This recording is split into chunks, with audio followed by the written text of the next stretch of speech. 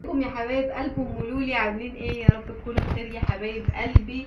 طبعا جايه ودماغي هتتفرتك من الصداع، فقلت بقى ايه، انا قبل كده وعدتكم ان انا اوريكم كوبايه الايس كوفي اللي بعملها لنفسي. طبعا لولي بقى لسه صاحيه من النوم، كانت بقى من ساعه لما جت من المدرسه نامت يعني مصحياها بالعافيه. فضلنا الكيس ده يا لولي.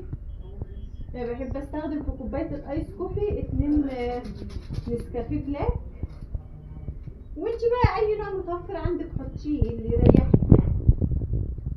فضي ده يا لولي.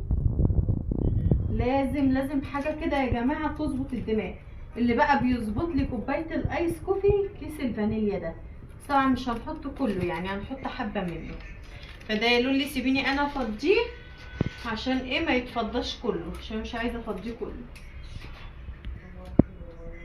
بصوا بقى يا جماعه، نحط ايه شويه كده بيدي بقى طعم مش قادره اقول لكم. ايه رايكم احط الكيس كله؟ استنوا نشوف الكيس كله فيه قد ايه اصلا. بصوا احنا ممكن نحط الكيس كله، انا بحب الفانيليا اصلا. وهنحط بقى ايه شويه سكر.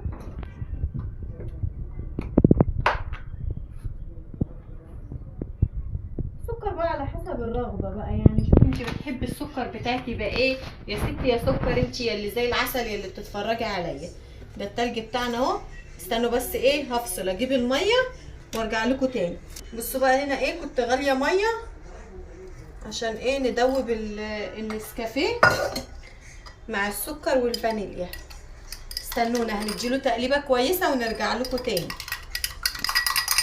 بصوا بقى انا عشان انا ايه ما عنديش مضرب النسكافيه، فبصوا بحاول ان انا ايه اعمل الرهوه دي بالمعلقه كده. فتره ايه بقى، فكره الازعاج عشان ناخد التلج. خد يا لولي خدش، دي فقرة الازعاج بتاع كوباية الايس كوفي يا جماعة. خد يا لولي، حطوا بقى تلج كتير على قد ما تقدروا تحطوا تلج. كل ما تحطش تلج كل ما دماغك تتظبط اكتر بكوباية الايس كوفي. هنشوف لو عايزنا تلج تاني. خد يا لولي النسكافيه، حط المعلقة عشان نقلب تقليبة كويسة. يبقى بقى يا لولي كده عشان ايه نجيب الكوبايه بتاعتنا الجميله. انا سارقه الكوبايه دي من لولي، سارقاها وهي واقفه معايا يعني. انا ما بعرفش اشرب الايس كوفي الا في الكوبايه دي. يعني بقى ايه، بفضي اللبن الاول في الكوبايه دي عشان اي نسكافيه باقي ينزل ايه